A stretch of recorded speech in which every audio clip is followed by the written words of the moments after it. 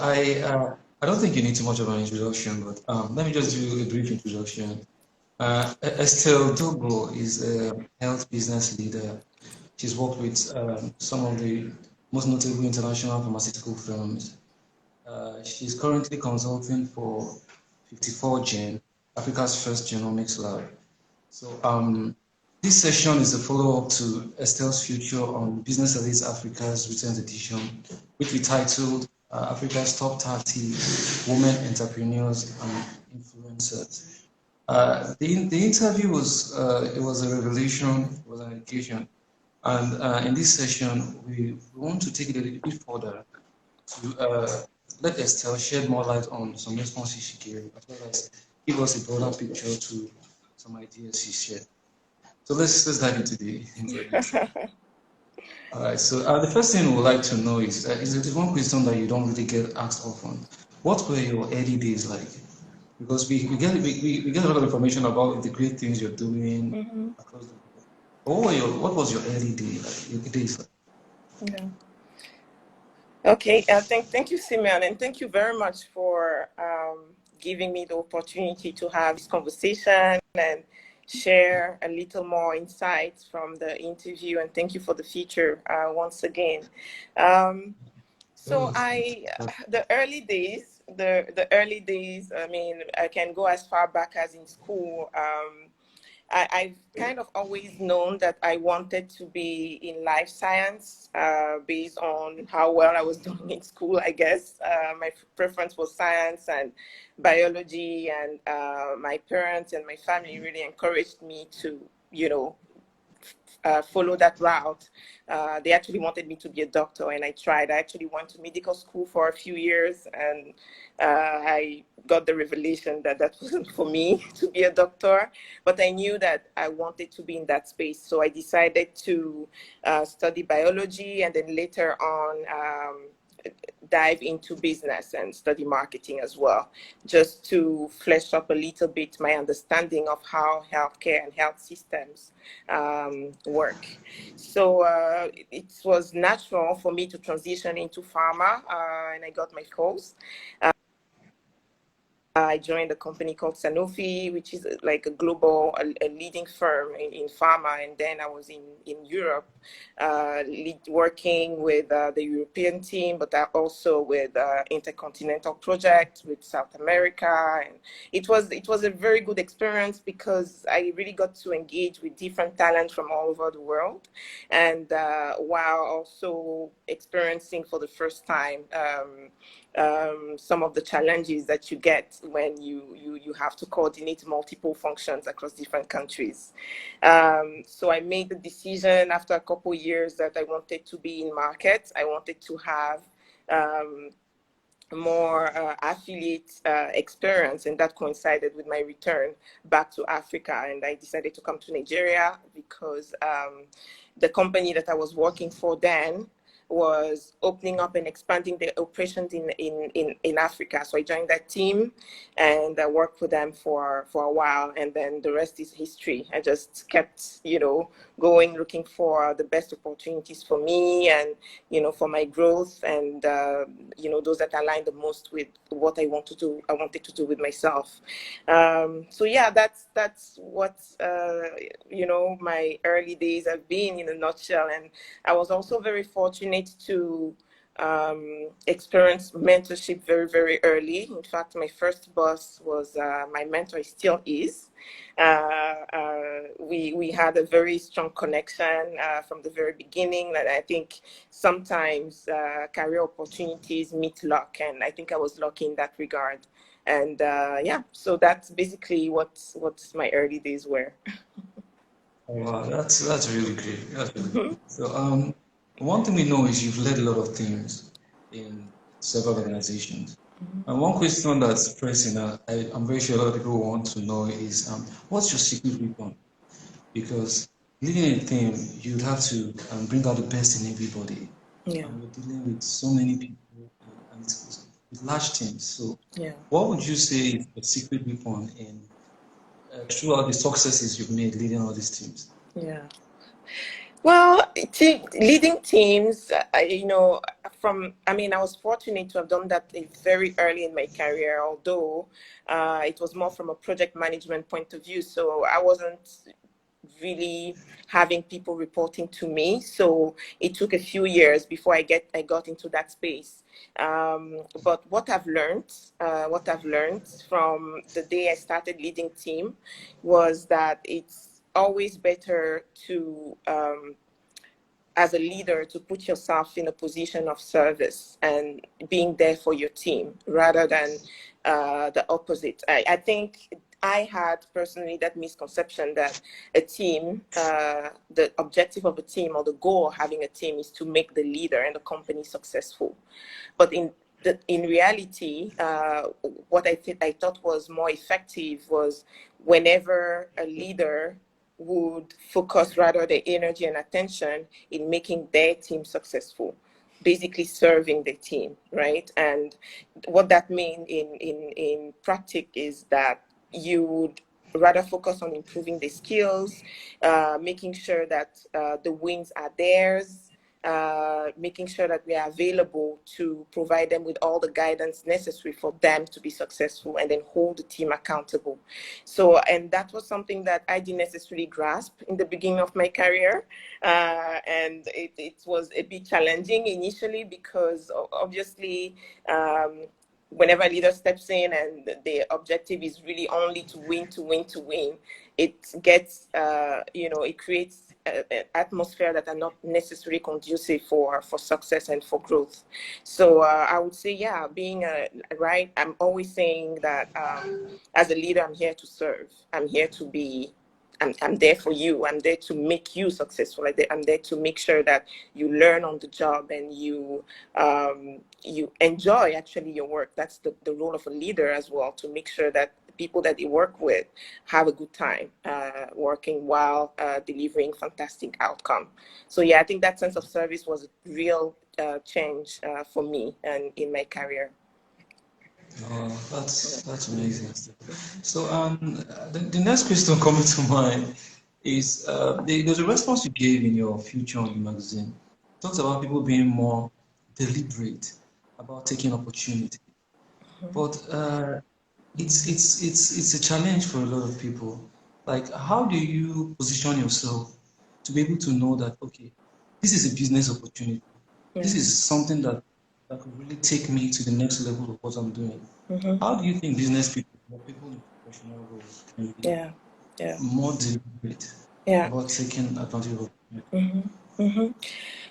I think, again, careers come in stages. In the early stages of your career, you may be more concerned about learning, about building skills, building a curriculum that will allow you be more confident in what you do.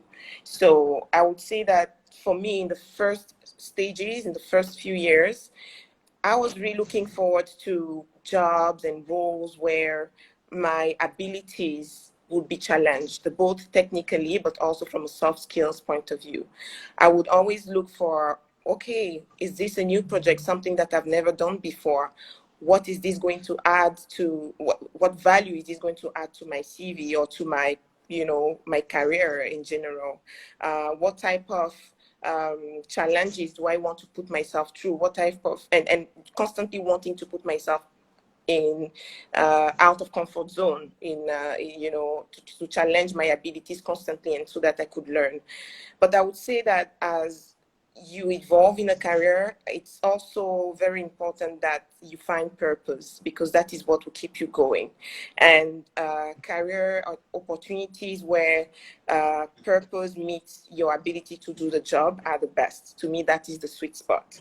So for a few years now, whenever an opportunity comes, I'm really thinking, okay, how does this align with my purpose, or with what I want to do with myself, with the ambition that I have, but also with the impact that I want to create on communities.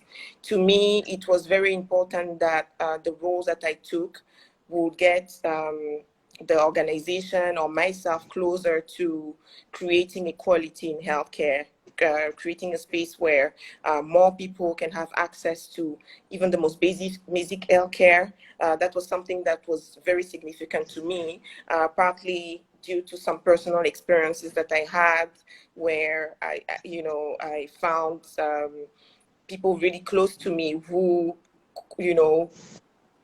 did not enjoy the best type of healthcare, and I saw the consequences on that, both mentally and physically. And I decided that that was going to be my North Star. That every job that I was going to take, I was going to ask myself, is this going to get me closer to helping people in the healthcare space? Is this going to get the organization closer to building infrastructure that support access to healthcare?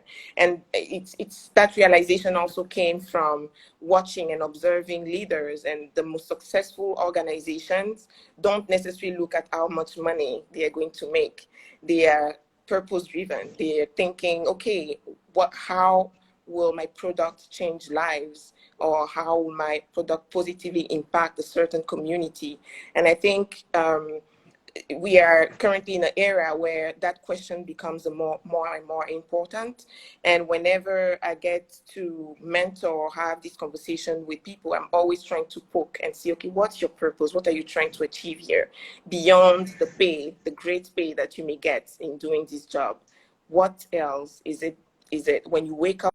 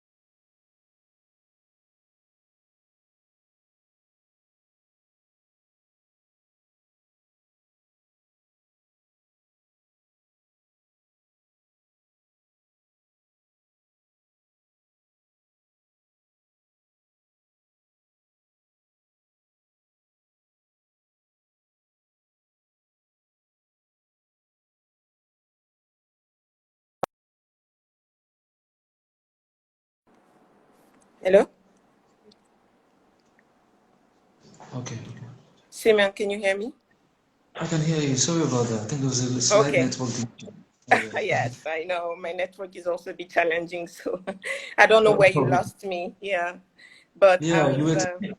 Yeah, yeah. just go ahead. Yeah. Yeah, so I was basically saying that it's really important. Like, being in a career is hops and bumps. It's not easy. It's not a smooth ride. So for you to really be in a space where you make a difference, it has to be aligned with something that you wake up in the morning and always believe in, that this is the right thing to do. So it is extremely important to find purpose and to constantly look for it, look for opportunities that matches with your values and your purpose. So yeah, that has been my strategy for a while now. And I think at the very least, I always want to feel good about myself, feel that whichever organization I work with aligns with the values that I have for myself and with my purpose. Oh, that's great, Estelle. I think that's one philosophy that a lot of business people and professionals should imbibe. Mhm. Um, there's this report that came out recently about from the World Economic Forum, and they were like they have 30% of female-led tech startups. So they're recognizing tech pioneers, and on the list they had 30%. Now this 30% was considered an improvement. So the remaining 70% is all males. And it's a pointer to the fact that yeah, a lot still needs to be done about um, uh, women in leadership roles in Africa. Yeah. Yeah. Now, we've had a question about this in the magazine, so I'm not going to go over that again. But one thing I want to ask you, where do you think, where do you think the power lies the most? Do you think it lies with women in professional or business roles, or do you think it lies with the government? or is it something that has to come from the male angle of the whole thing? Yeah. Where do you think? Where do you think the push towards Yeah. this gender equality and parity Yeah. has to Yeah. come from? Yeah.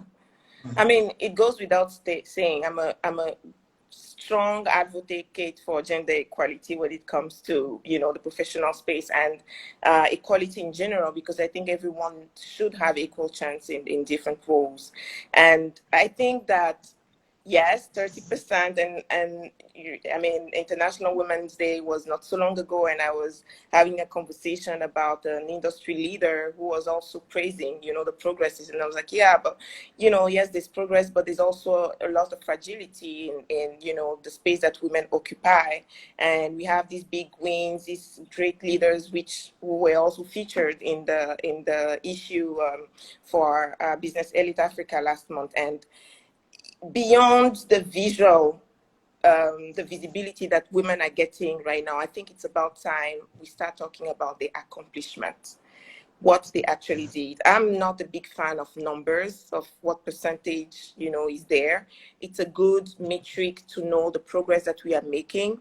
But to your question about where does the power lie, I think it lies with all the stakeholders that you've mentioned earlier, say it be the private sector, the government, and even the different genders.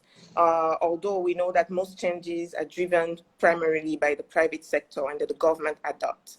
And I think that it's about time that we start communicating more and more about the accomplishment, what the women actually do. It's not enough to put women in high position. In fact, I'm very fortunate to work and to have worked in organizations that were very female progress centric, and I've given a try to a lot of women. In fact, the company that I consulted for now, 54 Gene, does have a large percentage of women in senior executive role, and that is absolutely amazing to see organizations take that type of decision. And I think that the next step is to start saying, what did they achieve when they were in those roles? What type of growth did they drive while they were there? I was reading recently in a psychology magazine that often women, because of the role that they have in society of being not nurturing of not only the children, but of the community, have this they have more capacity to drive sustainability, right? And that is a strength that organizations need to start leveraging more, because a woman is not only thinking about the profits or the losses that are happening now. She's naturally, because of her nature, thinking about 10, 20, 30 years from now. And we need to start, giving women the opportunity to be in those roles and celebrate the win from a delivery point of view. So another example that I wanted to touch on, I was in Tanzania a couple of weeks ago, and we know that recently the former vice president, who is a woman, became the president of the country, and there were this huge celebration and this huge happiness for, across the globe about having women at that level of leadership. But I'm really curious to see the same energy being put behind her accomplishments. The great things that she would have achieved in that role, the big changes that she's done. Having visited the country, to me, it was obvious she had made some major decisions regarding the environment, for example, and by eliminating the use and the manufacturing of plastic in Tanzania. And I thought, well, this is great information. I don't think it's mainstream. This is not something that we've heard so much in the news. So as much as we celebrate the upbringing of women in those roles, let's start celebrating what they actually do, because I think women are delivering great things. Yeah. Oh, Yeah. that is, yeah, that really crowns it up. That really Yeah. crowns it. Yeah, Yeah. it's always nice and interacting with you. Mm-hmm. Yeah, we appreciate you and giving us this time to be here on Thank this you. session. Thank you so Yeah, much. so thank you. This session is a follow up, like I said earlier, to Estelle's Future on Business Elite's latest edition, which is themed the top 30 women entrepreneurs and influencers in Africa. So if you want more insight, because it was a very insightful future, yes, I suggest you check the magazine. It's on our website. and you can gain a lot of insights from there. Thank you, Estelle. Thank you so much, and thank you. This is a great platform, and thank you for creating this opportunity for leaders in the business to share their experience. I wish I had more of these opportunities much earlier, but I hopefully this helps more people and inspires more people. Thank you so much for the chance. Oh, thank you. I look forward to All have you right. next time. Okay, for All sure. right. Absolutely. Okay. All right. All right. Thank you. Bye. Bye.